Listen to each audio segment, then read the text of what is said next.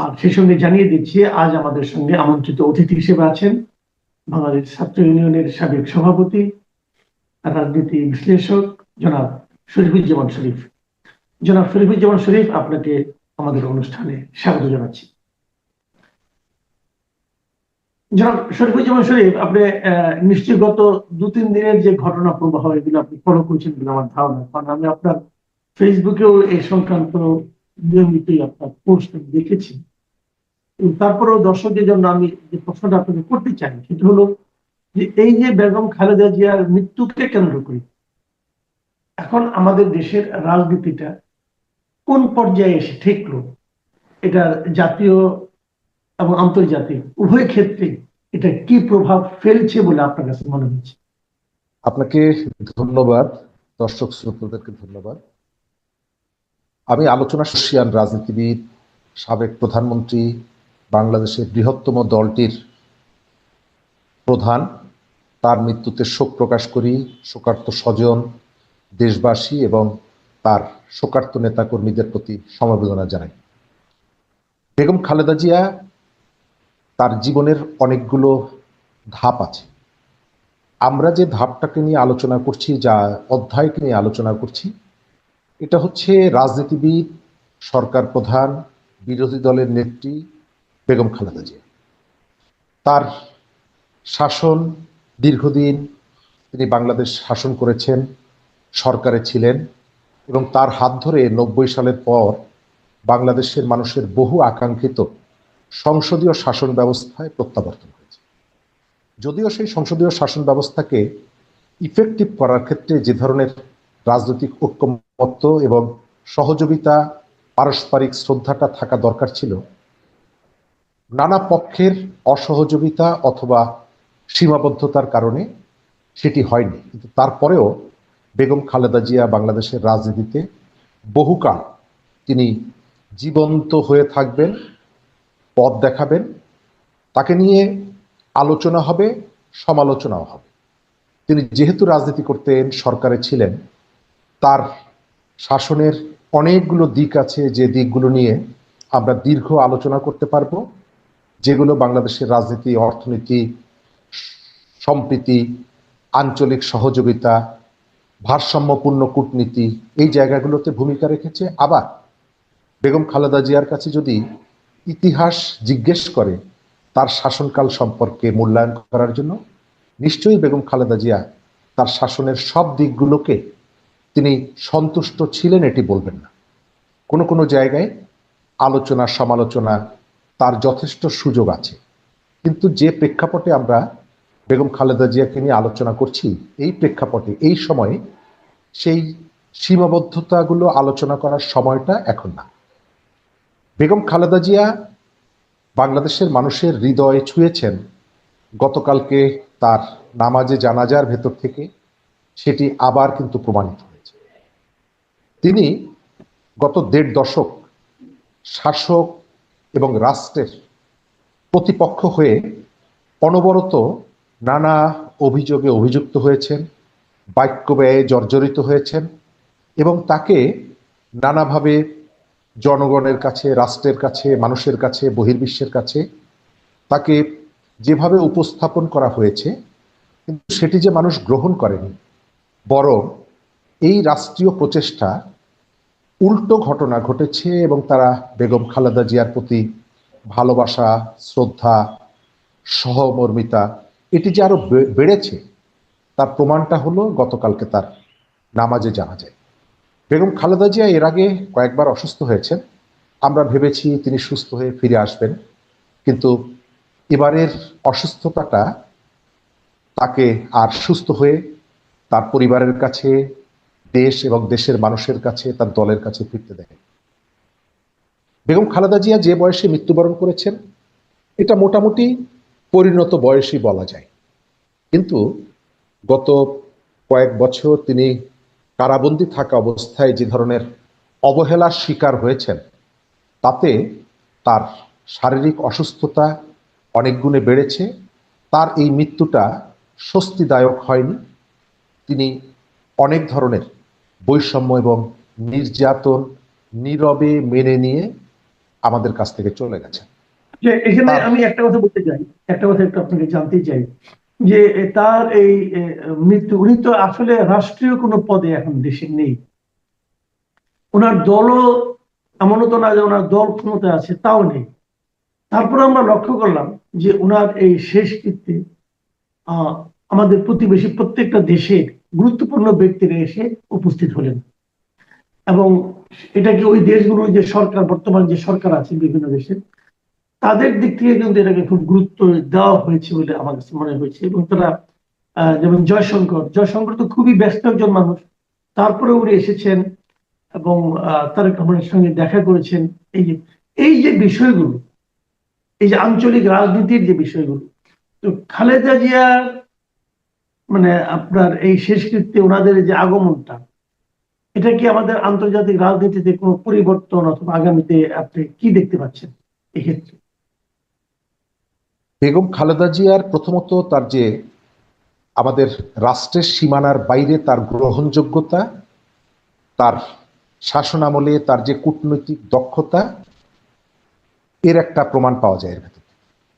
দ্বিতীয়ত, বাংলাদেশের রাজনীতিতে বেগম খালেদা জিয়ার দলকে আগামীতে বাংলাদেশের শাসন ক্ষমতায় সম্ভবত এই যে প্রতিবেশী দেশগুলো, বিশেষ করে সার্কভুক্ত যে দেশগুলো, তাদের কাছে একটা বার্তা অথবা মূল্যায়নটা হচ্ছে বেগম খালেদা জিয়ার দল আগামীতে বাংলাদেশের রাষ্ট্র ক্ষমতায় আসছে।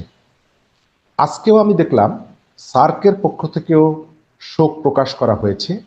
এর ভেতর থেকে দক্ষিণ এশিয়ার রাজনীতি এবং দক্ষিণ এশিয়ার পারস্পরিক সহযোগিতার ক্ষেত্রে বেগম খালেদা জিয়ার যে ভূমিকা, তার যে অবদান, সেটাকে যেমন স্বীকার করে নেওয়া হয়েছে, একই সঙ্গে এর ভেতর থেকে বিএনপির রাজনীতিকে দেশ এবং দেশের বাইরে থেকে এখন পর্যন্ত তাদের সেই গ্রহণযোগ্যতার জায়গাটা, পারস্পরিক সহযোগিতার যে জায়গাটা আরো অটুট হলো এবং ওই শ্রদ্ধাবোধটা তাদের মধ্যে রয়েছে, আস্থার জায়গাটা রয়েছে। ভারতের পক্ষ থেকে এই সময়কালে বিএনপির রাজনীতির থেকে একটা দূরত্বের কথা বলা হচ্ছিল। আমাদের মনে আছে এর আগে যখন বেগম খালেদা জিয়া ভারত সফরে গিয়েছিলেন, তখন কিন্তু একটা বিপুল সম্বর্ধনা তাকে দেয়া হয়েছিল। কিন্তু তিনি ফিরে আসার পরে আমাদের দুর্ভাগ্য হলো বিএনপি তার রাজনীতিতে সেই ধারাটা বা সেই আস্থাটা রক্ষা করতে পারেনি। আর ভারতও তার যে বিশেষ রাজনৈতিক দলের প্রতি ভালোবাসা বা সম্পর্কের তুলনায় সে একটা নির্দিষ্ট দলের প্রতি বিশেষ দুর্বলতা প্রদর্শন করার কারণে উভয় পক্ষের মধ্যে একটা অবিশ্বাস তৈরি হয়েছিল, অশ্রদ্ধা তৈরি হয়েছিল, যেটা বিএনপিকেও হয়তো প্রভাবিত করেছে। আবার বিএনপি খালেদা জিয়াকে শ্রদ্ধা সম্মান জানানোর যে ভারতের যে সম্মান জানানোর বিষয়টিকে বিএনপিও তার গুরুত্বটা অনুধাবন করেনি, এবং সেই কারণে যে দূরত্বটা তৈরি হয়েছিল গতকাল এবং গত কয়েকদিনে রাজনীতির গতি প্রকৃতি বলে দিচ্ছে সম্ভবত সেই জায়গাটায় একটা দূরত্ব কমে আসছে। তবে সতর্কতার বিষয় হচ্ছে উভয় দেশের মধ্যে একটা স্বার্থান্বেষী মহল, তারা বিভাজনের রেখাটা স্পষ্ট করতে চায়, তারা কতগুলো জায়গায় অনমনীয় এবং অনড় অবস্থা নিতে চায়, রাষ্ট্রাচারের যে কতগুলো নীতি মেনে চলতে হয় সেগুলো মানতে চান না, এবং বিভিন্ন পক্ষের মধ্যে একটা বিভাজন তৈরি করে নিজেদের স্বার্থ হাসিল করতে চায়। আমার ধারণা এই ঘটনাগুলোর পরেও আমাদের এখানে এবং ভারতের পক্ষ থেকেও সেখান থেকেও কোনো কোনো অশুভ মহল সেই প্রচেষ্টা চালিয়ে যাবে। জি, এখন আরেকটা বিষয়, আপনি দেখেন আজকে আমরা কথা বলছি 2026-এর একেবারে প্রথম দিন, আর 1.5 মাসও নাই আমাদের জাতীয় সংসদ নির্বাচনের। এই সময়ে খালেদা জিয়ার এই মৃত্যু এবং এই মৃত্যুকে নিয়ে মানুষের মধ্যে যে আপনি এই যে প্রভাবটা দেখলেন, তাদের মধ্যে যে প্রতিক্রিয়া দেখলেন, এটা দেখে নির্বাচন নিয়ে কিছুদিন আগেও যে একটা ধারণা করা হচ্ছিল যে দুটা শক্তি পাশাপাশি যাচ্ছে, দুটা জোট হচ্ছে, কিছু লোক ওই একজোটে যাচ্ছে, কিছু লোক আরেকজোটে আসছে, এই যে একটা মোটামুটি প্রবল প্রতিদ্বন্দ্বিতার একটা ভাব বোঝা যাচ্ছিল। আপনি কি মনে করেন যে এই ঘটনার প্রেক্ষিতে যে দৃশ্য দেখলেন, মানুষের যে ইনভলভমেন্ট দেখলেন, এখন আপনি নির্বাচনের সম্ভাব্য নির্বাচন নিয়ে কিভাবে কি দেখছেন, নির্বাচনে কি হবে, কেমন হবে? প্রথম থেকেই আমাদের জাতীয় সংসদ নির্বাচন ঘিরে অন্যান্য সময়ে যে ধরনের একটা মানুষের মধ্যে যেভাবে উদ্দীপনাটা তৈরি করে, রাজনৈতিক শক্তির মধ্যে যে ধরনের তাগিদ তৈরি করে, এবারের নির্বাচনটা সেভাবে তৈরি করছে না। এমনকি আপনি যদি দেখেন 24-এর নির্বাচনে যেটা আওয়ামী লীগ তার অনুগত আমি এবং ডামিন নির্বাচনটি করেছিল, সেখানে প্রার্থীদের অংশগ্রহণের তুলনায় এবারের নির্বাচনে অনেকগুলো রাজনৈতিক দল অংশগ্রহণ করলেও এবারে নির্বাচনে প্রার্থীদের অংশগ্রহণের এখন পর্যন্ত সংখ্যাটা গত আমি ডামিন নির্বাচনের 3/2 মতো। সেই দিক থেকে এক ধরনের জনগণ, রাজনৈতিক দল, কর্মীদের মধ্যে একটা প্রশ্ন আছে। আবার এই যে খালেদা জিয়ার মৃত্যু পরবর্তী যে রাজনীতির গতি যেদিকে এগোচ্ছে, আমরা কিন্তু অস্বীকার করা যাবে না যে সরকারের ভেতরে এবং সরকারকে প্রভাবিত করে এই ধরনের একটা শক্তি আছে যারা আসলে যথাযথ সময়ে নির্বাচনটা চায় না। এই ভাবনাটা যথার্থ। সুতরাং এর ভেতর থেকে তারা কতগুলো সুযোগ খোঁজার চেষ্টা করবে। তৃতীয়, চতুর্থ অনেকগুলো পক্ষ এখানে আছে, তারাও চায় না যে বাংলাদেশ একটা গণতান্ত্রিক শাসন ব্যবস্থায় ফিরে যাক। তাহলে একটা অংশ যারা রাষ্ট্র ক্ষমতাকে ব্যবহার করে নানা ধরনের সুযোগ সুবিধা ভোগ করছে, সেই ভোগ দখলটা হাতছাড়া হয়ে যাবে। সেই কারণে তারা চায় না যে নির্বাচনটা হোক। সরকারের ভেতরেও একটা অংশ যারা চায় আরো কিছুদিন পাওয়ারটাকে এনজয় করতে, তারাও চায় না যে নির্বাচনটা হোক। আর নির্বাচন চাই এই কথাটি যারা বলছে, তাদেরও কেউ কেউ আর একটু বেশি সময় যদি হাতে পাই, তাহলে নিজের ঘর গুছিয়ে নেওয়ার সুযোগটা পাবো, এই ধরনের মনোবৃত্তি অনেকেই ধারণ করে। আপনি একমত হবেন, বেগম খালেদা জিয়ার মৃত্যুর পরে দেশ এবং দেশের বাইরে যে ধরনের শোক, শ্রদ্ধা, সমবেদনার যে অনুভূতিগুলো বিস্তৃত হচ্ছে, ঠিক সেই মুহূর্তে সোশ্যাল মিডিয়ায় দেখবেন দীর্ঘদিন বিএনপির রাজনৈতিক মিত্র বলে পরিচিত, কোথাও কোথাও বিএনপি যাদের বিপদের সময় পাশে দাঁড়িয়েছে, বিএনপির সাথে ক্ষমতার ভাগাভাগি করেছে, তাদের একটা বিরাট অংশ মৃত খালেদা জিয়াকে নিয়ে যে বিষোদ্গার, তার সন্তান তারেক রহমানকে ভুলভাবে উপস্থাপন করার চেষ্টা, এই যে প্রচেষ্টাগুলো, আমি মনে করি যে রাজনীতিতে এক ধরনের ব্যারিকেড তৈরি করার চেষ্টা, নির্বাচনের পথে এক ধরনের ব্যারিকেড তৈরি করার চেষ্টা।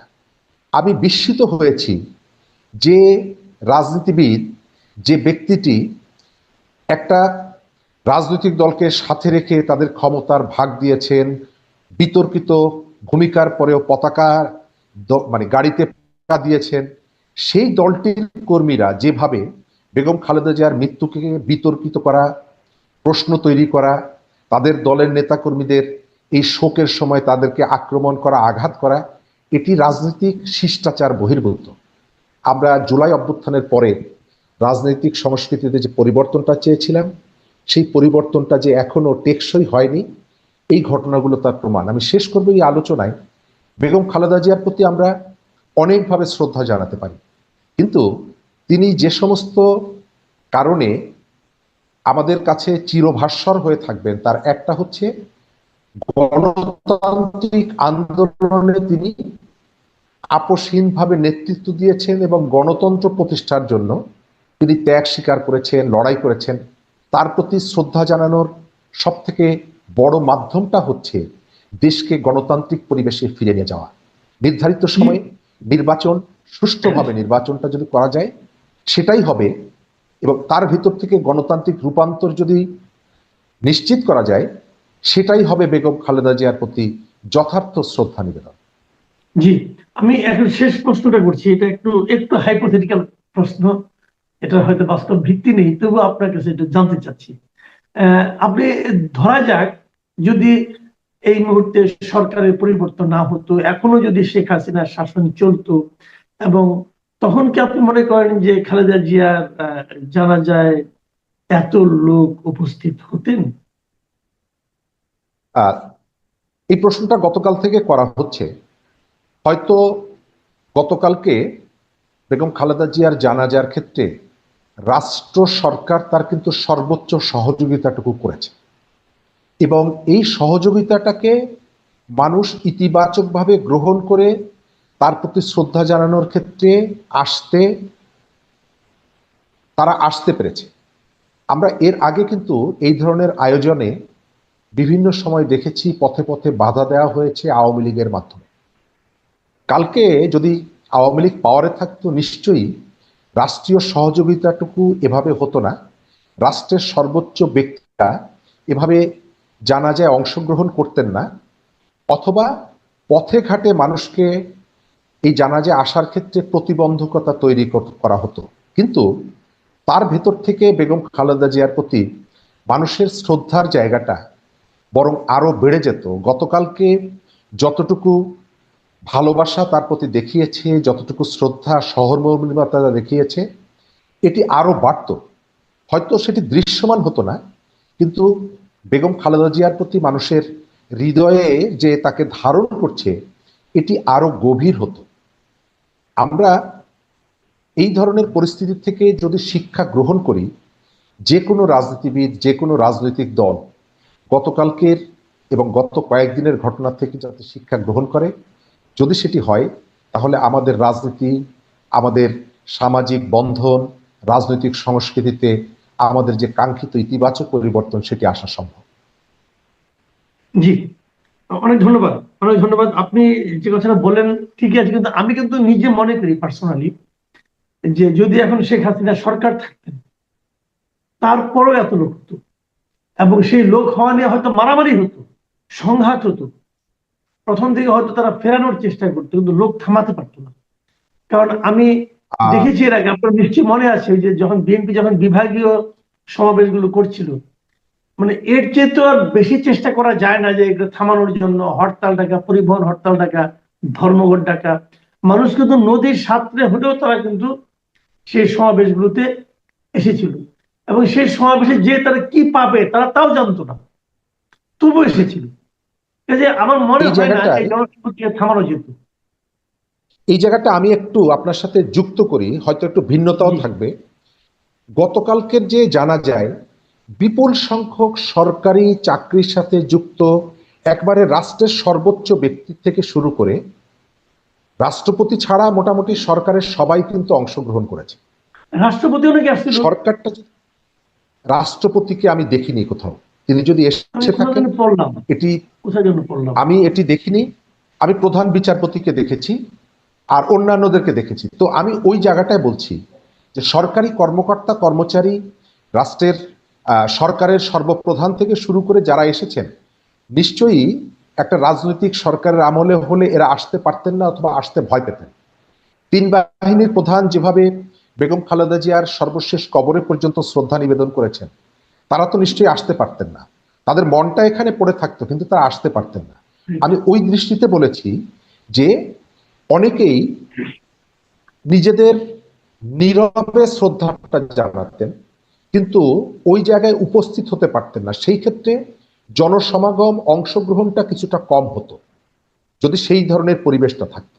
কিন্তু যেহেতু ওই ধরনের বাধা বিপত্তির সুযোগ অবস্থার মধ্যে পড়ে, এবং দলের নেতৃত্ব কে দেবেন, জিয়াউর রহমান নাই, তো এই সময়ে তখন দলে আপনি তো জানেন যে বিএনপি তো কোনো একটা মানে ওই অর্থে আদর্শগত দল না, মানে বিভিন্ন আদর্শের মানুষ ওই ছাতার নিচে এক হয়েছিলেন। তার মধ্যে ডানপন্থীরা ছিলেন, বামপন্থীরা ছিলেন, উগ্র ইসলামিস্টরা ছিলেন, সবাই ছিলেন। তো যা হোক, এই দলকে এখন কিভাবে ধরে রাখা যায়, তাদের ওই তখনকার নেতৃত্বের মধ্যে এটা নিয়ে অনেক আলাপ আলোচনা, দ্বন্দ্ব এগুলো শুরু হলো। তো তখন তারা সিদ্ধান্ত নিল যে তার স্ত্রী, অর্থাৎ তার বিধবা স্ত্রী বেগম খালেদা জিয়াকে এই পদে মানে সভাপতি বানানো হবে। তো তো যেটা হলো সেটাই হয়েছে, এবং আমরা দেখেছি যে আগেও আওয়ামী লীগের ক্ষেত্রেও সেই একই ব্যাপার হয়েছিল। জাতির জনকের মৃত্যুর পর তার মেয়েকে সভানেত্রী করার ফলে দলের ভাঙন ঠেকানো গেল। ঠিক এক্স্যাক্টলি ওই একই একই কায়দায় বেগম জিয়া তখন দলের নেতৃত্বে আসলেন। তো তারপর থেকেই সাংবাদিক হিসেবে অন্যান্যদের মতো আমারও তার সঙ্গে যোগাযোগ শুরু হয়। আর আমার একটা সুবিধা মনে হয় এটা ছিল যে আপনি তখন কোথায় চাকরি, আপনি তখন কোন মিডিয়া শুনেছিলেন? তখন আমি নিউ হলিডে আর নিউ নেশন, মানে নিউ নেশন থেকে ইয়ে করে কাজ করে তারপরে সম্ভবত হলিডেতে আমি জয়েন করেছি, এরকম একটা সময়। আচ্ছা আচ্ছা। তো যাই হোক, তার তো বছর দুয়েক পরেই আমার নিউ ইয়র্ক টাইমসে আমি সংবাদদাতা হিসেবে নিয়োগ পাই, মানে 1985 সালে। এবং তারপর থেকে বেগম জিয়ার সঙ্গে আমার খুব রেগুলার, মানে ওনাকে আমি সাক্ষাৎকার নিতাম ফোনে কিংবা যে। তো আপনাদের একটা নিশ্চয়ই মনে আছে, উনি তখন থাকতেন ক্যান্টনমেন্টে। তো ক্যান্টনমেন্ট একটা সংরক্ষিত এলাকা, সবাই তো সেখানে যেতে পারতো না। তো সেই জন্য উনি ওই সাংবাদিক বা অন্যান্যদের সাথে দেখা সাক্ষাৎ করতেন। কর্নেল মুস্তাফিজুর রহমান ছিলেন বিএনপির একজন নেতা, জিয়াউর রহমানের সময় সম্ভবত স্বরাষ্ট্রমন্ত্রী ছিলেন, পরে বেগম জিয়ার সময় উনি পররাষ্ট্রমন্ত্রী হন। তো ওই কর্নেল মুস্তাফিজুর গুলশানের বাসায় সাধারণত উনি সবার সঙ্গে দেখা সাক্ষাৎ করতেন।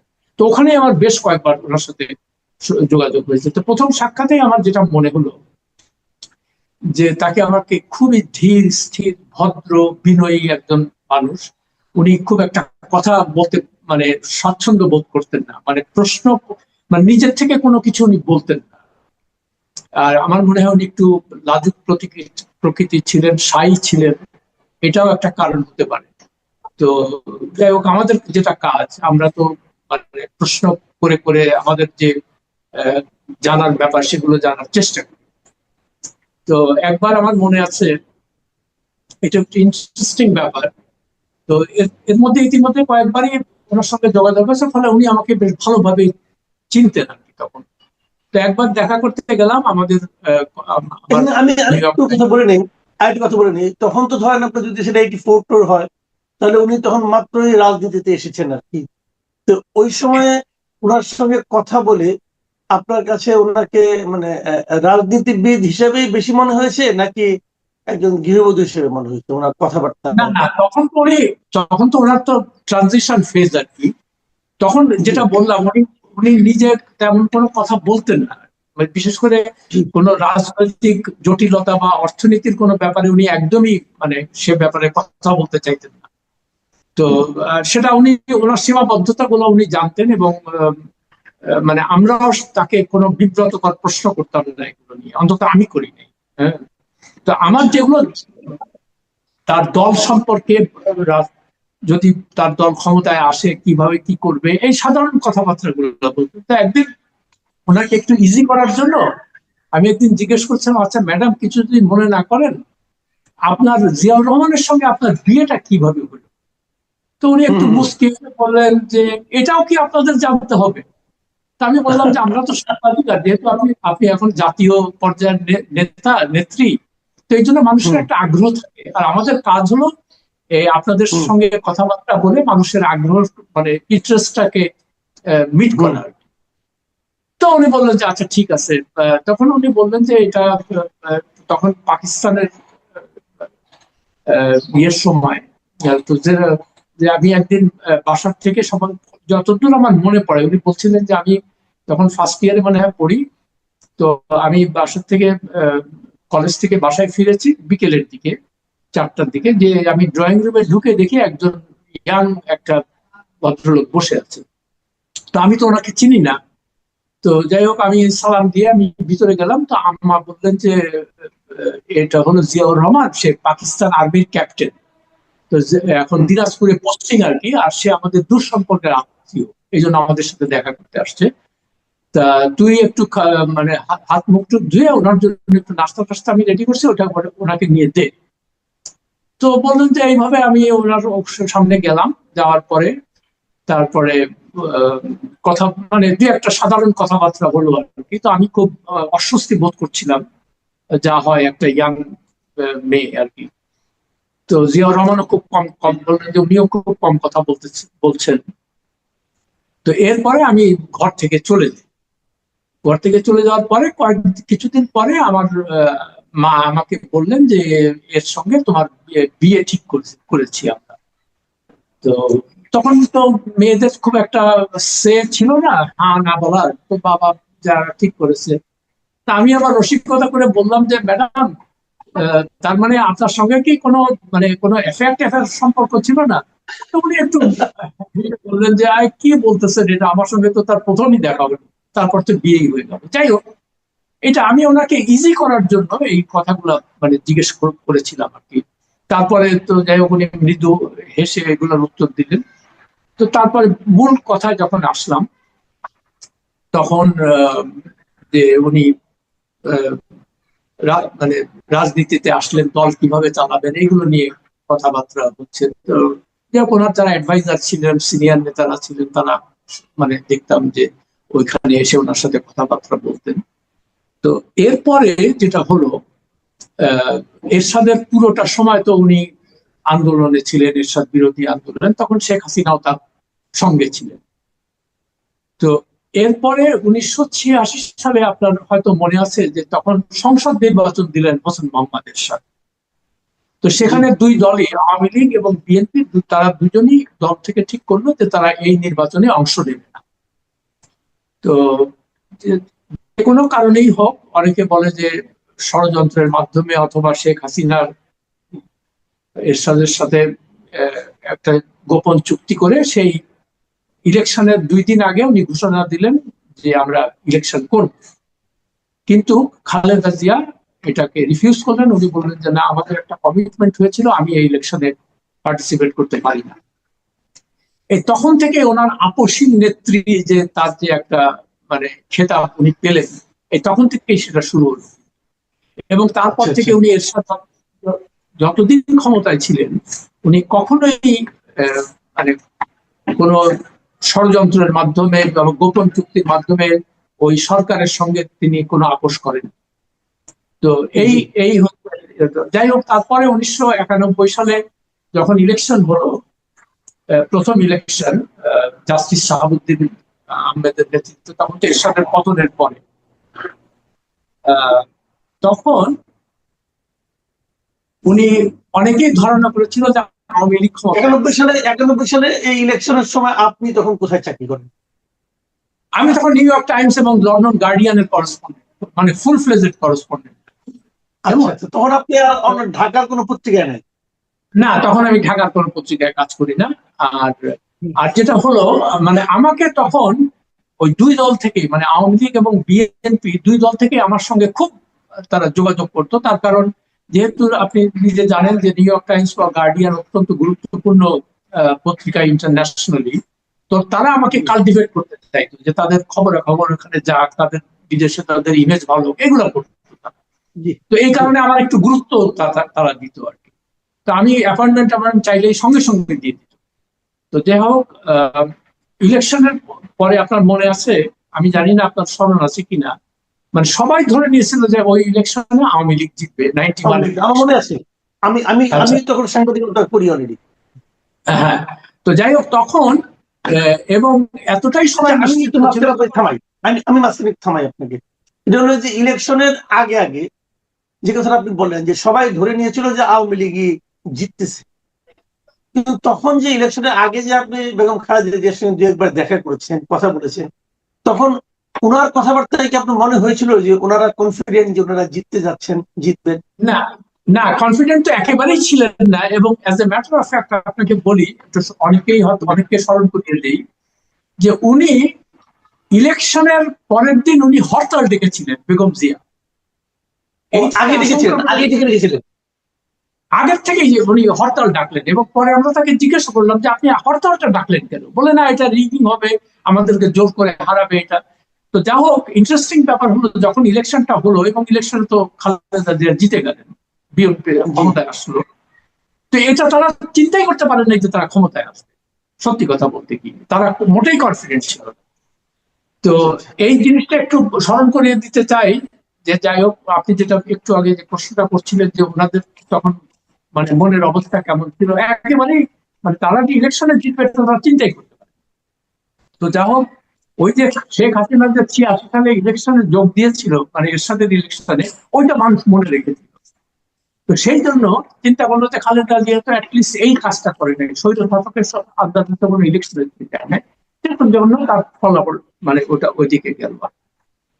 তো ভালো কথা। তারপর ইলেকশন হলো। একদিন আমার মনে আছে এটা, উনি আমাকে তখন খুবই মানে আমার পছন্দ করতেন উনি আমাকে খুবই। আর একটা কথা, যেহেতু ওই আমার সঙ্গে অনেক বিদেশি সাংবাদিকরা আমার সঙ্গে যেত ওনাকে ইন্টারভিউ করার জন্য, তো বেগম জিয়া সবসময় আমাকে বলতেন যে আপনি ট্রান্সলেশনটা করবেন, হ্যাঁ, আপনার ইংরেজি খুব ভালো। হ্যাঁ। তো বিএনপিরও কয়েকজন যারা ছিল তার ওনার সহকর্মীরা, তাদের মধ্যে ভালো ইংরেজি জানতো অনেকেই, কিন্তু উনি কেন জানি না আমাকে বলতেন যে আপনি এই ট্রান্সলেশনটা আপনি করবেন। তো যাই হোক, ইলেকশন হওয়ার পরে আমাকে তখন মনে হয় এই সম্ভবত প্রায় 40 দিনের মতো তখন তখন জাস্টিস শাহাবুদ্দিন তখন প্রেসিডেন্ট মানে এক্সিকিউটিভ প্রেসিডেন্ট, মূল ক্ষমতা তার কাছে। খালেদা জিয়া আহ, আহ, মানে প্রধানমন্ত্রী হিসেবে শপথ নিয়েছেন।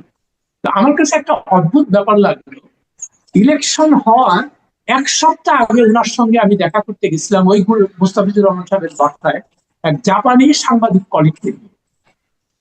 তো উনি তো খুব সাদামাটা কাপড় চাপড় পরতেন, কোনো মেকআপ টেকআপ তেমন আমি আমার অন্তত দেখি নাই কখনো। তো এটা ওই আমার জাপানি কলিগ বের হয়ে বললো যে উনি তো খুবই একটা সিম্পল মানুষ। তো আমি বললাম যে হ্যাঁ, আপনাকে তো আমি বেশ কিছুদিন থেকে মানে ওনাকে ইন্টারভিউ করছি, তো উনি এরকমই কাপড় চোপড় পরেন, মানে কোনো বেশভূষা উনি বিলাসিতা করেন না। তো ইন্টারেস্টিং ব্যাপার হলো 19 মার্চ 1991 সালে উনি শপথ নিলেন প্রধানমন্ত্রী হিসেবে। তো শপথের দিন আমি টিভিতে দেখলাম যে উনি চশমা পরেছেন, চশমা পরা এবং ওনার চুল পাস করা। মানে এটা দেখে আমার কাছে একটু মানে আমি একটু মানে অবাক হয়ে গেলাম যে কি ব্যাপার।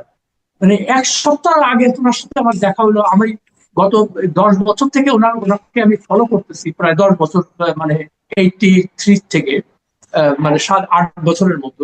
তা ওনাকে তো আমি এই চশমা কোনো সময় পড়তে দেখি নাই, তুমি এটা কেন করলেন? পরে যেটা বুঝতে পারলাম যে তার যারা মানে পারিষদ মানে তার যারা দলের লোকজন ছিলেন তারা হয়তো বলেছেন যে ম্যাডাম আপনাকে তখন একটু একটু ভাব গম্ভীর ভাবে উপস্থাপন করতে হবে, চশমা টশমা পড়লে আপনাকে একটু পার্সোনালিটিটা বাড়বে আপনার, আপনি শাড়ি টাড়ি সুন্দর করে পরবেন, তারপরে চুল পাফ করবেন, চুল দেখে উপরের দিকে খুব ইয়ে করে চুল পরে। তো এগুলো দেখে আমার কাছে খুবই মানে যে একটা মানুষ রাতারাতি এরকম ভাবে পরিবর্তন হয়ে গেল কি বল। তো যা হোক, এইটা আমি আর ওটা নিয়ে কোনো কথা বলি নাই। পরে আহ, তখন তার পিএস ছিলেন সাবিউদ্দিন আহমেদ। তো তো সাবির ভাই একদিন আমাকে ফোন করে বললেন যে এরকম আরশাদ, উনি আমাকে আগের থেকে চিনতেন, মানে আমাকে তুমি তুমি বলতেন। তো যে এরকম প্রধানমন্ত্রী ইয়েতে যাবেন, কি বলে হারারে, কমনওয়েলথ সামিটে মানে অ্যাটেন্ড করার জন্য, তো তোমাকে আমরা যোগ করেছি, এটা মানে তুমি ডেলিগেশনে যাবে। তা আমি জিজ্ঞেস করলাম যে সাবি ভাই আমাকে কি মানে কোন ক্রাইটেরিয়াতে আপনি আমাকে নেবেন? তো উনি বলতেছে যে না না, তোমার তো খুব কন্ট্রিবিউশন আছে, তুমি এরশাদ বিরোধী আন্দোলনের সময় অনেক লেখালেখি করছো বিদেশে, এইটা আমরা নোটিস করেছি তখন। তো এই জন্য আহ, এবং ম্যাডাম নিজেই বলেছে তোমার কথা। তো আমি তো বললাম যে আমি তো খুব অনার্ড ফিল করতেছি যে আপনারা আমাকে বিদেশে যাওয়ার জন্য ওনার সাথে ই করছেন, তো আমি তো যাবো না এটাতে। তো বললো কেন? আমি বললাম দেখেন, আমি একজন সাকত, তারপর তুমি তো অনেক ভালো কাজ করছো। আমি বললাম দেখেন, আমি কোনো এক্সট্রাঅর্ডিনারি কাজ করি নাই, আমার কাজ হলো এটা এই জিনিসগুলো দেখা এবং রিপোর্ট করা, আমি সেটাই করেছি, আমি এটার জন্য কোনো বেনিফিট পাওয়ার কোনো যোগ্যতা আমার নাই। তো বললো যে তুমি যাবে না? আমি বললাম যে না। আমি বললাম যে আমি যদি যাই তাহলে নিউ ইয়র্ক টাইমস আমাকে স্যাক করবে, তার কারণ তারা বলবে যে তুমি আমাদের পারমিশন ছাড়া কেন গেছো তার সাথে। হ্যাঁ। তো যাই হোক, আমি আর যাইটাই নেই। তখন আমি সাবির ভাইকে বললাম যে দেখেন, আল্লাহর ওয়াস্তে আপনারা একটা কাজ করেন, যে হোসেন মোহাম্মদ এরশাদ ছিল স্বৈর শাসক, তার এই সাংবাদিকদের ঘুষ দেওয়া, জমি দেওয়া, প্লট দেওয়া, বিদেশে চাকরি, এগুলো তার করতে হইতো। কিন্তু উনি একটা ক্লিন ইলেকশনের মাধ্যমে ডেমোক্রেটিক ভাবে নির্বাচিত হয়ে উনি ক্ষমতায় আসছেন। আপনাদের তো এইভাবে এই সাংবাদিকদের ঘুষ দেওয়ার কোনো দরকার নেই, আপনারা এটা করেন না। তখন আমি আরো বললাম যে দেখেন, বিচার বিভাগ এবং সংবাদ মাধ্যম, এই দুটো জিনিসকে আপনারা কলুষিত করবেন না। যদি করেন তাহলে দেশের সাধারণ মানুষের আর যাওয়ার জায়গা থাকবে না কোথাও। তো কে শোনে কার কথা? তো তারপরে তো ওই দালালি শুরু হইলো, সাংবাদিকরা জমি নেয়, বিদেশে চাকরি, এটাই। তারপরে আরেকটা ঘটনার কথা বলি, এটাই ইন্টারেস্টিং ঘটনা। এটা হলো যে উনি 39 দিনের মাথায় মানে চিটাগং কক্সবাজার এলাকায় একটা খুব বড় ধরনের ঘূর্ণিঝড় হয়। সেই ঘূর্ণিঝড়ের সাংঘাতিক ক্ষয়ক্ষতি হয় আর কি, মানে সমস্ত কমিউনিকেশন কাট অফ হয়ে যায়। কি হচ্ছে, ওখানে কি হয়েছে, কেউ কিছু জানতো না। তখন লন্ডন গার্ডিয়ানে আমার ফরেন এডিটর আমাকে ফোন করে বললেন যে আশা, যেভাবে হোক তুমি ওইখানে যাওয়ার চেষ্টা করো। তো আমি জানতাম যে প্রধানমন্ত্রী ইয়েতে যাবেন, ওটা ভিজিট করতে যাবেন আর কি, ওই হেলিকপ্টারে। তো আমি সকালবেলায় উঠেই আমি ওই তেজগাঁ এয়ারপোর্টে গেছি আর গিয়ে দেখি অনেক সাংবাদিক ওখানে বসা। তারপরে সাবি ভাইকে আমি বললাম, সাবি ভাই আমাকে যে আপনি কোনোভাবে আমাকে হেলিকপ্টারে ওনার সঙ্গে দিতে পারেন কিনা। তো বললো যে আচ্ছা দেখছি। তো উনি কিছুক্ষণ পরে এসে বললেন যে একজন মাত্র সাংবাদিক যাবে এবং সেটা আশরাফ মাহমুদই যাবে, বিকজ আমাদের বিদেশে এটার কাভারেজ দরকার। হ্যাঁ, এবং উনি যেহেতু লন্ডন গার্ডিয়ান এবং নিউ ইয়র্ক টাইমস এর করেসপন্ডেন্ট, এই জন্য ওনাকে আমাদের মানে সঙ্গে দিতে হবে। তো বেগম জিয়ার হেলিকপ্টারে উনি সামনে বসা, আমি এক্স্যাক্টলি তার পেছনে ছিটে। তো উনি আমাকে দেখেই জিজ্ঞেস করলেন, ও আপনি আসছেন? আমি বললাম জি ম্যাডাম। তো যাই হোক, আর কোনো কথা, উনি তো এমনি খুব কম কথা বলেন, মানে স্বভাবগত ভাবে উনি খুব কথা কম বলেন। তো পরে আমরা কক্সবাজার এয়ারপোর্টে নামলাম হেলিকপ্টার নিয়ে। তো নামার পরে আমি দেখলাম, মানে নামার সঙ্গে সঙ্গে দেখলাম যে ওনার চেহারা কেমন জানি হয়ে গেল। উনি ঠিক মানে চিন্তাই করতে পারেননি যে এরকম একটা ব্যাপার হবে। তো আমাকে তখন ওই লোকাল সাংবাদিক যারা ছিল ওখানে, তারা আসলো, এসে জিজ্ঞেস করছে যে ম্যাডাম আপনি এখন আপনার অনুভূতি কি, কি বলতে চান? তো উনি সত্যি কথা বলতে কি, উনি তো মাত্র মানে একটা বছর থেকে মাত্র প্রধানমন্ত্রী হয়েছে, ওনার তো কোনো আইডিয়াই নেই মানে কি বলবেন। তো উনি যেহেতু আমাকে খুব ভালোভাবে চিনতেন, এবং আস্তে আস্তে আমার মানে কানের কাছে আসলে সাহেব কি বলবো বলেন তো। আমি বললাম যে ম্যাডাম আপনি একটা কাজ করেন, আপনি বলেন যে আমাদের এখন বিদেশি সাহায্যের দরকার, এটা একটা মানে খুব প্রলয়ঙ্করী বিপর্যয় হয়েছে, কোন ঘূর্ণিঝড় আমাদের। তো উনি সেই কথাটাই বলবেন, বলার পরে তো এটা মানে রিপোর্টেড হলো। তারপরে আমরা তো একসাথে মানে আবার ঢাকায় ফিরে আসলাম একই ইয়েতে। তো আসার পরে যাই হোক, আর তারপরে তো আরো ওনার সাথে আমার দেখা সাক্ষাৎ হয় না। তো এর মধ্যে প্রথম যেদিন জাতীয় সংসদের অধিবেশন শুরু হলো, মানে বেগম খালেদা জিয়া প্রধানমন্ত্রী আর বিরোধী দলের নেত্রী হলো শেখ হাসিনা। তো এটা একটা ঐতিহাসিক ঘটনা, আমরা সবাই কাভার করতে গেলাম সেটা। তো যেহেতু উনি প্রধানমন্ত্রী হয়েছেন, এই জন্য আমি আর কোনো মানে ওনার মানে উপযাচক হয়ে ওনার সঙ্গে আর দেখা সাক্ষাৎ করতে চাইনি। তো উনি তখন ওই মানে পার্লামেন্টের ভিতরে ঢোকার জন্য উনি আসছেন ইয়ে করতে, কি বলে ওই ওনার যে সংসদ নেত্রীর যে অফিস, ওখান থেকে বের হয়ে হাঁটতে হাঁটতে উনি ওই মেন অ্যাট্রিয়ামে যাচ্ছেন। তো আমি ওটা দেখে আমি দেখলাম যে উনি আসছেন সামনের থেকে, আমি তাড়াতাড়ি করে পেছনের দিকে সরে একটা কোণার মধ্যে দাঁড়িয়ে আছি। তো উনি আমাকে দেখছেন, দেখার পরে ওই মানে হাঁটার মধ্যে থেমে গেছেন উনি ওখানে। থেমে যেয়ে বলতেছে আঙ্গুলের হিসাবে, আশ্বাস সাহেব আপনি এদিকে আসছেন। তো বলছেন যে আপনি ওখানে দাঁড়িয়ে আছেন কেন? আমি বললাম যে ম্যাডাম ওই আমরা তো যাবো, আপনি গেলে আমরা ভিতরে যাবো সবাই। তখন উনি বললেন যে আচ্ছা, আমি প্রধানমন্ত্রী হওয়ার পরে আপনি তো একবার আমার সাথে দেখা করতে আসলেন না। তো আমি বললাম যে দেখেন, কত লোক দেখা করতে আসলো, আপনি তো আসলেন। তা আমি বললাম ম্যাডাম আপনি যখন প্রধানমন্ত্রী, আপনি কত ব্যস্ত থাকেন, আপনাকে আমরা মানে কোনো কারণ ছাড়া কি আপনার কাছে আমি যেতে পারি? বলে আপনি কি কখনো ফোন করেছেন আমাকে, আমার অফিসে কি ফোন করেছেন, আপনি বলেছেন যে আপনি আমার সঙ্গে দেখা করতে চান? বললাম যে না ম্যাডাম, আমি তো বলি নাই। তো তখন তার প্রাইভেট সেক্রেটারি টু মানে ছিল ওই মোসাদ্দেক আলী ফালু, কেমন। তো ফালু তার সঙ্গে সঙ্গে আসতেছে আর কি। তো ওই ফালু আর অন্যান্য সবাই যারা ছিল তারা মানে আমাকে চিন্তা করতেছে আমি একটা মানে সাংঘাতিক ইম্পর্টেন্ট করতে, প্রধানমন্ত্রী দাঁড়িয়ে গেছে আমাকে দেখে, তো সে চিন্তা করছে যে আমি খুবই একটা ইম্পর্টেন্ট লোক আর কি। তো ফালু যেহেতু আমাকে আগে থেকে চিনত, তো ফালু তাড়াতাড়ি বলতেছে যে আরশাদ ভাই আপনি মানে আমাকে অ্যাপয়েন্টমেন্টটা আমি তো ঠিক করি, তা আপনি বলেন আপনি কি কালকে আসতে চান, কালকে আপনি মোটামুটি ফ্রি আছে। তো আমি বললাম যে ফালু শোনেন, আমি মানে যখন ইয়ে হয় আমি একটা সময় বের করে আমি আসি। তো সত্যি কথা বলতে কি আমি আর যাইনি। হুম, যাই নাই একটা কারণে, আমি মনে করেছি যে কোনো বিশেষ করে যারা নেতা নেত্রী হবেন তাদের যারা ক্ষমতায় গেলে তাদের থেকে দূরে থাকার, তার কারণে একটা ব্যক্তিগত সম্পর্ক হলে তখন হয় কি তারা তো ক্ষমতায় গেলে মানুষ নানান রকমের কাজকর্ম করে, অপকর্ম করে, তো এগুলো তো আর লিখতে পারবো না। একটা একটা মানে বিবেকে লাগবে যে ওনার সাথে আমার এত সম্পর্ক, এই জন্য আমি তাদেরকে অ্যাভয়েড করি আর কি সাধারণত। আচ্ছা, আরেকটা ইন্টারেস্টিং ব্যাপার, তারা যখন বিরোধী দলে থাকে তখন আমাদের খুব বন্ধু থাকে তারা, কিন্তু সরকারে গেলেই চেহারা চেঞ্জ হয়ে যায়।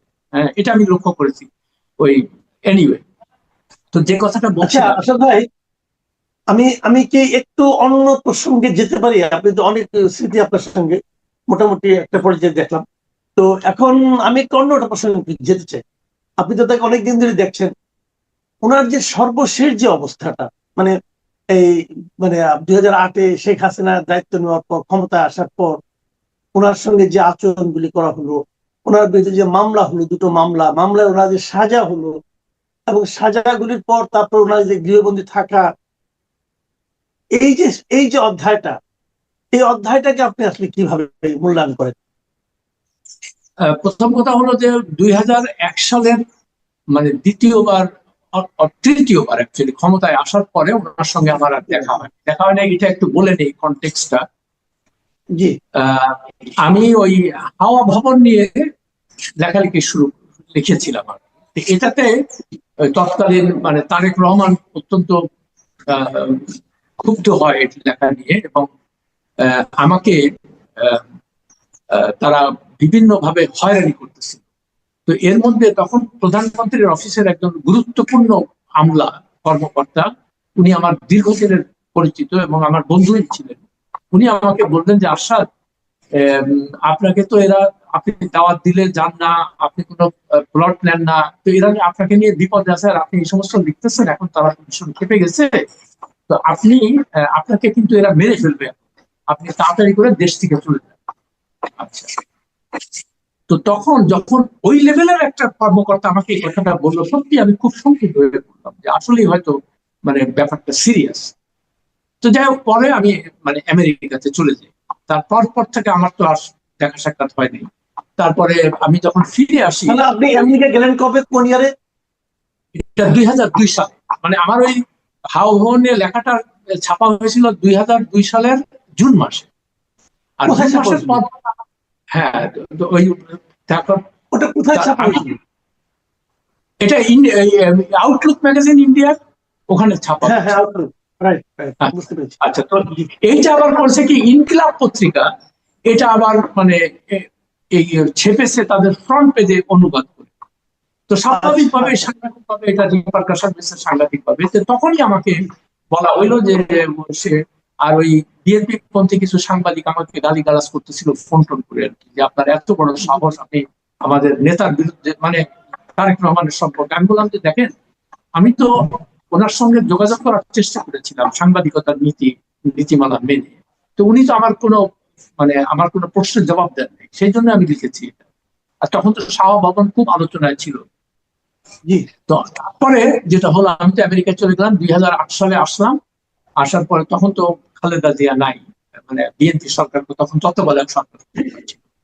তো এরপর থেকে আমার সঙ্গে আর ওনার কোনো দেখা সাক্ষাৎ হয়নি। তো পরে যখন আপনি এই হাসিনা অধ্যায়টা বলেন, এটা একটু একটু সংক্ষেপে বলবেন। হ্যাঁ, এই যে হাসিনার যে অধ্যায়টা, হাসিনার দায়িত্ব নেওয়ার পরে ওনার সঙ্গে যে আচরণটা করা হলো, এবং হ্যাঁ, উনি আমি সেটাই বলার চেষ্টা করছি। তো এটা তো অত্যন্ত গর্হিত একটা কাজ হয়েছে, এবং কেন হয়েছে এটা আমরা সবাই জানি, বিকজ হাসিনা ওনাকে সহ্য করতে পারতেন না। তো তাকে নানান ভাবে হয়রানি করা, তাকে শাস্তি দেওয়া, তাকে যত রকম পেরেছে সবকিছু করেছে, হ্যাঁ, যাতে করে মানে রেজাল্টটা হলো কি দেখেন, আজকে হাসিনা কোথায় আর খালেদা জিয়া কোথায়। আমি খালি দুদিন থেকে একটাই জিনিস চিন্তা করছি যে হাসিনা যদি কোনোভাবে এখন ক্ষমতায় থাকতো, তো হাসিনা খালেদা জিয়া এইভাবে মারা যেত এবং তার তো জানাজার তো প্রশ্নই আসে না, এবং তাকে হয়তো মানে পুলিশি প্রহরা তাকে কোথাও নিয়ে মানে কবর দেওয়া হতো। তো দেখেন মানুষের মানে নিয়তির কি পরিহাস, যে আজকে তিনি ইন্ডিয়াতে যে বসে আছেন আর তিনি পাচ্ছেন এমন সম্মান, সমস্ত দেশব্যাপী তাকে নিয়ে মানে খুব মানে কি বলে মানুষ শোকাহত, শোক প্রকাশ করছে। কিন্তু এই প্রসঙ্গে আমি আরেকটা কথা বলবো, অবশ্য করে বলবো, যে তার মৃত্যুটা কিন্তু অপ্রত্যাশিত ছিল না। ওনার 80 বছর বয়স হয়েছে, নর্মাল যে বয়সে তো মানুষ মারাই যেতে পারে, কিন্তু সংবাদ মাধ্যম এবং কিছু কিছু মানে স্বার্থান্বেষী গোষ্ঠী এটাকে যেভাবে মানে মানে কি বলে ফলাও করে এটা নিয়ে সুবিধা নেওয়ার চেষ্টা করতেছিল বলে আমার মনে হয়েছে। বিশেষ করে আমি সংবাদ মাধ্যমের কর্মী বা সম্পাদকদের পদে বিরক্ত, যে তারা, উনি তো মানুষ ছিলেন, উনি তো ফেরেশতা ছিলেন না, তো তার তো ভুল ত্রুটিও ছিল, এটাও তো মানে কথা হয়তো এই মুহূর্তে না বলে জিনিসটা তো বলতে হবে। যেমন 1996 সালের 15 ফেব্রুয়ারির একটা মানে কলঙ্কিত নির্বাচন উনি করেছিলেন, এটা তো আমাদেরকে বলতে হবে, ইতিহাস তো মুছে ফেলা যাবে। তো সেই জন্য আমি বলছি যে এই যে অতি উচ্ছ্বাস, এগুলো ভালো না সাংবাদিকদের জন্য। তারা সবসময় নিরপেক্ষ ভাবে জিনিসগুলোকে বিচার করে চিন্তা করে, সেই কথাটাই বলার চেষ্টা করছি। অনেক ধন্যবাদ, অনেক ধন্যবাদ জনাব আসাদ মাহমুদ। প্রিয় দর্শক, আপনারা শুনলেন, আমি নিজেও শুনলাম, আমিও অনেক কথাই জানতাম না। আসাদ ভাই আমাদের সিনিয়র জার্নালিস্ট এবং ওনার অনেক অভিজ্ঞতা, ওনার এই সমস্ত অভিজ্ঞতা শুনলেও কিন্তু আমাদের ইতিহাসকে জানা হয়। খালেদা জিয়ার সঙ্গে ওনার যে অভিজ্ঞতার কথা আমরা শুনলাম, আমিও ওনার মতোই বলবো যে আপনারা খালেদা জিয়াকে হিমশিম খাই, তো কিভাবে সম্ভব আমি বুঝি না। আবার ডক্টর শফিকুর রহমান সাহেবের ইয়ারলি ইনকাম হলো 3,60,000 টাকা, তার মানে 25,000 টাকার মতো। সংসার চলে কিভাবে ওনার? আমি কিন্তু এগুলো ভাবি জিনিসগুলো নেয়া। আবার এনসিপির যে আহ্বায়ক আছেন নাহিদ ইসলাম, ওনার বাৎসরিক আয় হলো 16 লাখ টাকা। 1 লাখ টাকা একটু বেশি আছে। কিভাবে ইনকাম 1 লাখ টাকা বেশি করেন, এর আবার জানার ব্যাপার। উনি চাকরি করেন না কি করেন? মানে এই যে বিষয়গুলো, এই যে জিনিসগুলো, এই বিষয়গুলো মানে এরকম হয় কেন? মানে এটা কি আপনার কাছে, এটা কি ব্যাখ্যাটা আপনি কিছু বুঝেন কিনা? হ্যাঁ, ধন্যবাদ আপনাকে। আসলে এই হলফনামায় আনুমানিক ফিগার বসিয়ে দেওয়া হয়, কারণ এই হলফনামায় কিন্তু কোনো সাপোর্টিং কাগজ দেওয়া হয় না, অর্থাৎ সরকারি তার হিসাব এই দেওয়া হয় না। এক, দুই হলো ইলেকশন কমিশনে ইলেকশনের খরচ কিন্তু নির্ধারিত করে দেওয়া হয় যে 25 লাখের ভিতরে বেশি খরচ করতে পারবেন না। তাহলে যদি বেশি দেখায় তাহলে তো সে ধরা খাবে, তার নমিনেশন পেপার বাতিল হবে। আবার কম দিলে সে ইলেকশন করলো কেমন করে? অর্থাৎ এমন একটা বিষয় যে ইলেকশনে কিন্তু কমপক্ষে একেবারে ফেলে দিল 5 কোটি উপরে 20 কোটি 100 কোটি ঢাকা শহরে পর্যন্ত খরচ করবে। তো এই যে হিসাবে, এটা হিসাব জালিয়াতি আমি মনে করি। সবগুলো বড় দলের নেতাদের খরচ বেশ কম আমার কাছে মনে হয়েছে, এবং ঢাকা শহরে অনেক জায়গায় খরচ হবে। আমি জানি একবার সালমান রহমান সাহেব আপনার ইলেকশন করেছিল মোহাম্মদপুর থেকে, আমি তখন ইন্ডিপেন্ডেন্টের নিউজ এডিটর ছিলাম। তো আমার সামনে আমার এডিটর জিজ্ঞেস করলো যে উনি তো পাশ করবে, তো পাশ করবে না, উনি নিচের দিক থেকে ফার্স্ট হবে। তারপরে দেখা গেল প্রতি ভোটার প্রতি ওনার খরচ হয়েছে 10 লক্ষ টাকা, কিন্তু ও নিচের দিক থেকে ফার্স্ট হয়েছে। তো সুতরাং কি পরিমাণ টাকা খরচ করেছিল, অঢেল টাকা খরচ করছে। তিনি তো হলফনামায় ঠিকই কম দিয়েছে, হয়তো 20, তখনকার সময় 20-25 লাখ টাকা দিছে। সুতরাং আমি এখানে কিন্তু দীর্ঘ করার পক্ষে, যারা আপনার নমিনেশন দিবে এটা কমপক্ষে 2-3 মাস আগে একটা লিস্ট দুদকে সাবমিট করা দরকার তার সততা পরীক্ষার জন্য, এবং তার হিসাব যেটা দিবে এটা 3 মাস আগে সাবমিট করা দরকার। রাজনৈতিক দলগুলোতে চাওয়া দরকার যে তুমি কতজন নমিনেশন দিবা, তাদের নাম এবং ঠিকানা দাও। তারপরে দুদক এবং প্রয়োজনে আরো গোয়েন্দা সংস্থা লাগিয়ে তাদের সততা এবং হিসাব এগুলো সব যথাযথভাবে পরীক্ষা নিরীক্ষা করে তারপরে প্রার্থীটা দেওয়া দরকার। আমি মনে করি এখন দেশে কিন্তু দুর্নীতি একটা বড় সমস্যা। সুতরাং দুর্নীতি ধরার এটাও যে একটা সৎ লোককে নির্বাচনে ক্যান্ডিডেট করা। সুতরাং আমি মনে করি 3 মাস আগে দুদক বলেন, ডিজিডিএফএ বলেন, এনএসআই বলেন, এসবি বলেন, সব ব্রাঞ্চ থেকে আপনার তদন্ত করে তার সততা যাচাই করা হবে। তাহলে হয়তো আমাদের যে গণতান্ত্রিক যাত্রা, মানবিক যাত্রা, আমি বলবো যে মানবিক বাংলাদেশ, আইনের শাসন, সুশাসন যেটা আকাঙ্ক্ষা করি, যেটা প্রত্যাশা করি স্বাধীনতা যুদ্ধের থেকে, এটা কিন্তু প্রত্যাশা পূরণ হচ্ছে না। কারণ একটা সৎ লোকের পক্ষে সম্ভব, অসৎ লোক কোনোদিন এই গণতন্ত্র চাইবে না, আইনের শাসনও চাইবে না, সুশাসনও চাইবে না।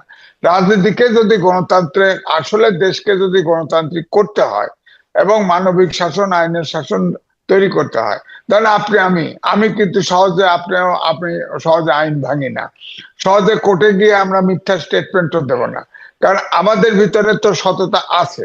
এখন সুযোগের অভাবে হোক আর যে কোনোই হোক না কেন, আমরা কিন্তু সৎ থেকেছি এবং বাই ডিসিশন অনেক সুযোগও আসলে তাও সৎ থেকেছি। আমরা কিন্তু ধরেন আপনার এখন একটা ইউটিউব আছে, আপনি টাকা ইনকাম করেন বেশি বেশি, আমি একটু কম কম করি, তাও তো আমার পরে 2 লাখ টাকা 2 লাখ টাকা মাসে থাকে। আমি তো এর বেশি স্টেটমেন্ট দিলেই মিথ্যা দেওয়া হবে, হ্যাঁ, এর কম দিলেও মিথ্যা দেওয়া হবে। সুতরাং যারা ফিক্সড ইনকাম, ধরেন সরকারি চাকরি, ঘুষ খায় না, তার স্টেটমেন্ট কিন্তু হয়তো যদি আপনি চান তাকে প্রার্থী করেন, রিটায়ার করছে, সে কিন্তু তাই ওইটাই দিবে, কিন্তু সে ঘুষ খাইছে যেটা, সেটা কিন্তু হিসাবে আসবে না। সুতরাং প্রার্থী করতে হলে আগে সৎ প্রার্থী করতে হবে। এটার জন্য অনেক আগের থেকে প্রক্রিয়া শুরু হওয়া উচিত বলে আমি মনে করি। ধন্যবাদ। আচ্ছা, আরেকটা জটিল ব্যাপার আমি নিয়ে আলোচনা করতেছি। যেমন ধরেন আপনার অনেক আপনার মানে রাজনীতিবিদ তার পেশা হিসেবে উল্লেখ করেছে যে উনি আপনার ব্যবসায়ী। আবার ডাক্তার শফিকুর রহমান, ওনার বাৎসরিক আয় হলো 3,60,000 টাকা, বুঝলেন? 3,60,000 টাকা উনি 1 বছর ইনকাম করেন। ওনার পেশা কি? চিকিৎসক, উনি চিকিৎসা পেশা। তো ওনার চেম্বার কোথায়, এটা কি আপনি জানেন? অথবা উনি কি আসলে চিকিৎসা পেশায় করেন, নাকি মাসে মাত্র 25,000 টাকা ইনকাম করেন? এটা কেন? আমার কথা হলো কি, একটা বিশ্বাসযোগ্য অ্যামাউন্ট ওনারা দিচ্ছেন না কেন? এটা কি সিস্টেমের দোষ, নাকি ওনাদের মন মানসিকতা কোনো একটা ঝামেলা আছে? আর যদি মন মানসিকতায় ঝামেলা থাকে, তেমন লোক আমাদের নেতা হবে কিভাবে? না, এটাই তো প্রশ্ন। একটা হলো সিস্টেমের সমস্যা, আর একটা হলো যে প্রার্থী হয় সে মন মানসিকতা। কারণ এই যে এখানে ডিসঅনেস্টি করলো হিসাব দেওয়ার ক্ষেত্রে, এটাতে তার কাছে আপনি কি করে গণতন্ত্র বা আমরা যে দেশ আশা করি তার পক্ষে সম্ভব? বড় দলের প্রধান, তারা তো হিসাব গোজামিল দিয়ে দিয়েছে, ইলেকশন কমিশন যেভাবে চেয়েছে ওইটার সাথে মিলায় একটা হিসাব দিয়ে দিয়েছে। এখন ধরেন এই যে ফ্যাসিস্ট আওয়ামী লীগ সরকারের সময় আপনি দেখবেন সব প্রার্থীর কি ছিল, মাছ চাষ ছিল, কারণ মাছ চাষ ট্যাক্স ফ্রি ছিল, সব মাছ ব্যবসায়ী। এই হিসাব না, হিসাবে কোটি কোটি টাকার মালিক হয়েছে। তো এরকমই তো এখন শফিকুর রহমান সাহেব ডাক্তার, এটা তো স্বাভাবিক, তার প্র্যাকটিস বলতে পারে, সে বলে দিছে। হয়তো চেম্বারও বসে না, 24 আওয়ার্স পলিটিক্স করে, চেম্বারও বসে না, একটু লাগাই দিল আর কি। এই জন্যই আমি বলছি 3 মাস আগে প্রার্থীদের তালিকা দেওয়া, এবং তা বিভিন্ন গোয়েন্দা সংস্থা, দুদক সহকার, অনেক জায়গায় তো টাকার বিনিময় হতে পারে। সুতরাং দুদকেও তো এরকম একটা ইয়ে আছে, শোনা যায় যে ওখানেও কিন্তু আপনার অসৎ উপলব্ধন করা হয়। সুতরাং অনেক অনেক গোয়েন্দা সংস্থা দিয়ে পরীক্ষা করে সৎ লোকটাকে বেছে বের করা। আর কত খরচ করবে এটার একটা সিলিং থাকবে বটে, এমন জায়গায় নিয়ে আসা যাতে সৎ লোকও ইলেকশন করতে পারে। যেমন ধরেন ইলেকশনের সময় ইলেকশন কমিশনে বরাদ্দ থাকবে সরকারের, একটা কমন জায়গায় প্রচার হবে, কমন জায়গায় পোস্টার হবে, ইলেকশন কমিশন করে দিবে প্রার্থীদের, সমস্যা তো নাই আপনার। এই জন্যই আমি মনে করি যে এইটাকে, ইলেকশন প্রসেসকে সততার ভিতরে নিয়ে আসা, এটা তো হচ্ছে না। এবারেও নির্বাচন সেই গতানুগতিক পদ্ধতিতেই হচ্ছে, তাহলে লাভটা হলো কি? এখন ধরেন আপনার এলাকায় একজন পেশাজীবী, একজন শিক্ষক, একজন প্রফেসর, তার ইনকাম কোথায়? তিনি তো ইলেকশন করতে পারবেন না, অথচ তিনি হয়তো বেশি দক্ষ, তিনি হয়তো বেশি সমাজসেবী, বেশি জনগণের জন্য দিতে পারবে, তিনি প্রার্থী হতে পারবেন না। কারণ নির্বাচন করতে হলে তো 10 কোটি 20 কোটি টাকা লাগে, তার তো সেই সঞ্চয় নাই।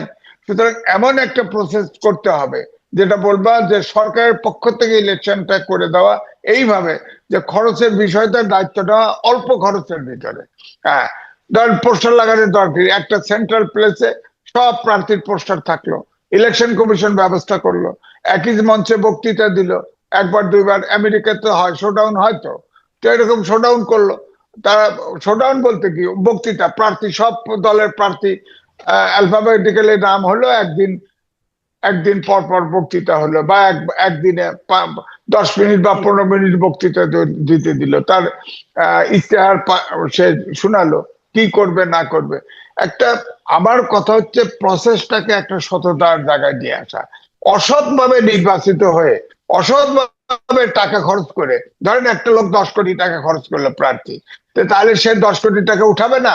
মুদ্রাস্ফীতি সহ 15 কোটি টাকা উঠাবে, আর পরবর্তী ইলেকশনের জন্য আবার মুদ্রাস্ফীতি হবে 20 কোটি হবে, আবার সে 20 কোটি টাকা চুরি করবে। তো চোর তো ইলেকশন প্রসেস মানুষকে চোর বানায় ফেলে। সুতরাং এই জন্য বলছি ইলেকশন প্রসেসটাকে সততার মধ্যে আনতে হবে।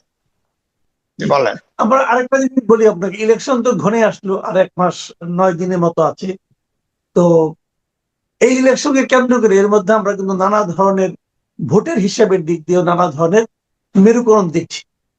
তো এই মেরুকরণ গুলো নিয়ে একটু কথা বলা দরকার, এই কারণে যে আমরা কি দেখলাম যে বিএনপির সঙ্গে অনেকে বিএনপিতে যোগ দিয়ে ধানের শীষ পাওয়ার জন্য নিজের দলীয় আদর্শকে বিসর্জন দিল, আবার এটাকে তারা আবার নির্বাচন কৌশল হিসেবে মেনেও নিল।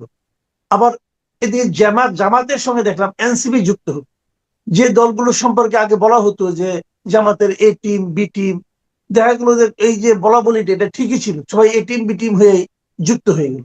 আমার আপনার কাছে সুনির্দিষ্ট প্রশ্ন, এই যে জামাতের সঙ্গে যে এনসিপি যুক্ত হলো, জামাতের জোটের সঙ্গে, এতে লাভ হলো কার? এনসিপি নাকি জামাতের নাকি জনগণের?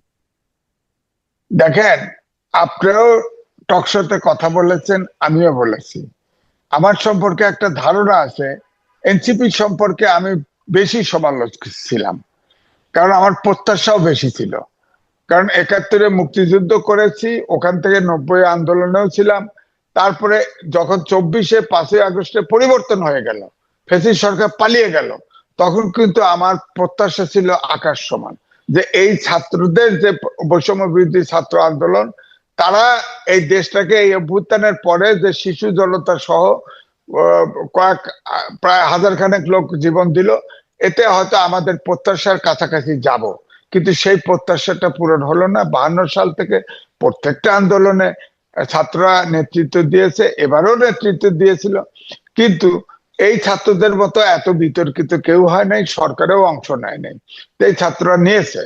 তারপরেও আমি আশা করছিলাম যে অন্তত পক্ষে এনসিপি টিকে থাকুক, থার্ড পার্টি হিসাবে, অর্থাৎ একটা নিরপেক্ষ আলাদাভাবে ইলেকশন করুক। সরকাররা আসলো 2-3 বছর, 2-3 টার্ম তারা ইলেকশন করলে হয়তো একটা, এই যে দ্বিদলীয় সিস্টেমের বাইরে আমরা বারবার বেরোতে চাইছি, এটা তো বেরোনোর সুযোগ রাখলো না।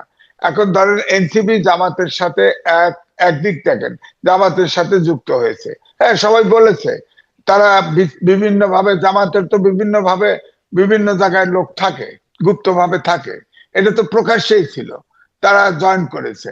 এখন আমার প্রশ্ন হচ্ছে, একটা প্রথম প্রশ্ন হলো, এই জামাতে যুক্ত হয়েছে মানে এই এনসিপির একটা গ্রুপ জয়েন করেছে, আর একটু গ্রুপ আপত্তি করেছে, আর একটু গ্রুপ বেরিয়ে গেছে।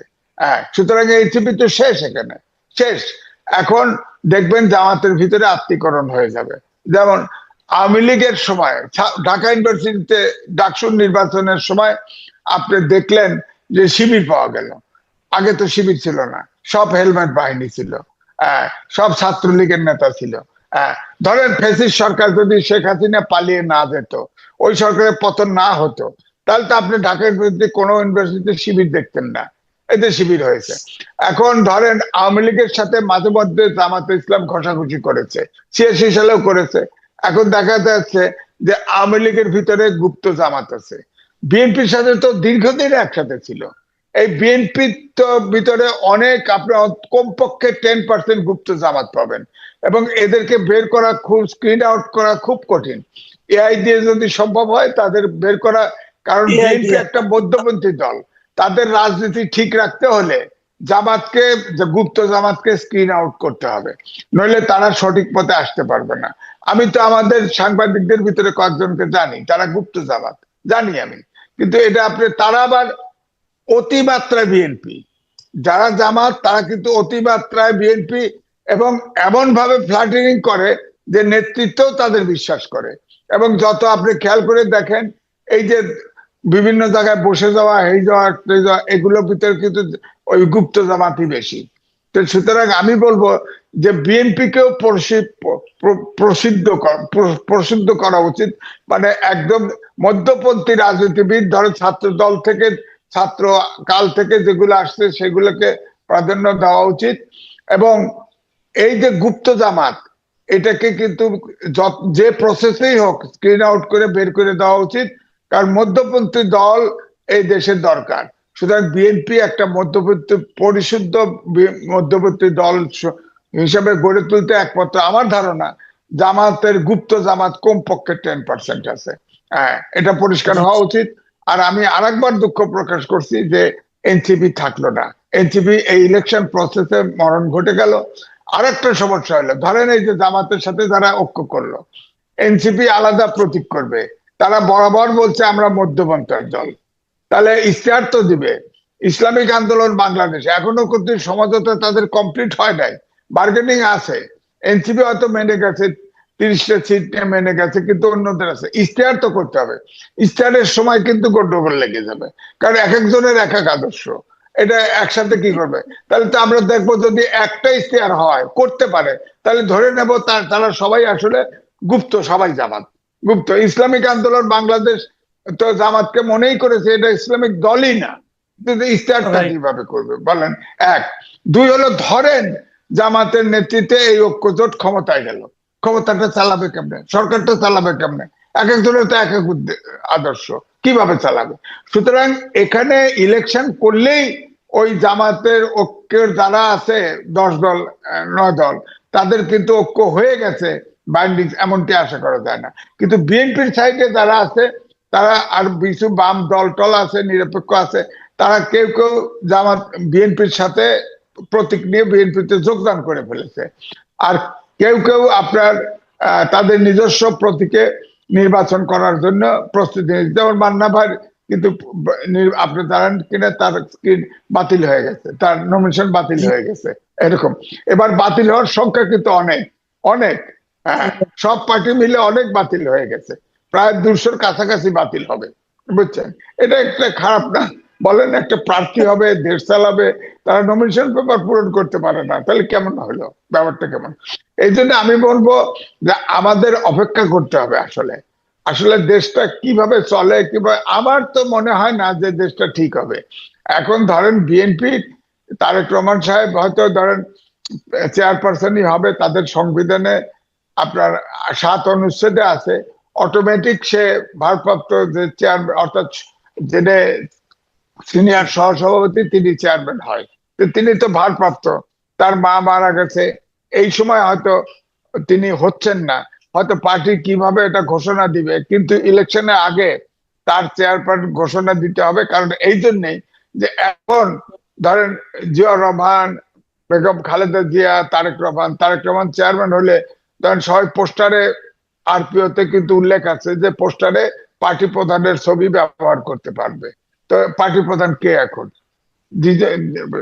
শহীদ প্রেসিডেন্ট জিয়াউর রহমান, বেগম খালেদা, তিনি তো মৃত, কিন্তু পরলোক গমন করেছে, তাহলে তো তারেক রহমানের ছবি আসে, প্রশ্ন আসে। অথবা চেয়ারপারসন যে হয়, চেয়ারম্যান যে হয় বিএনপির, উনিই তো হবেন। তো ওনার ব্যাপারে তো সেটেল করতে হবে। এবারে কিন্তু যাই বলেন, ইলেকশন কমিশন বড় বেরসিক, যে জোট করলেও যার যার প্রতীকে নির্বাচন করতে হবে। পার্টিগুলোকে, খুচরা পার্টিগুলোকে ফাঁসায় দিছে, কিন্তু পুরা, বুঝছেন, পুরো ফাঁসায় দিছে। আগে তো ধরেন যার যার প্রতীকে নির্বাচন করলেও ওই যে জোট করতো সবাই মিলে একদিকে ভোট দিত। এবারে কিন্তু সেই সুযোগ নাই। এদিকে বিএনপি কিন্তু, যেহেতু আমি বলবো একটু উদার গণতান্ত্রিক, ধরেন বিএনপির তো সব জায়গায় 5 জন 6 জন 7 জন করে প্রার্থী আছে।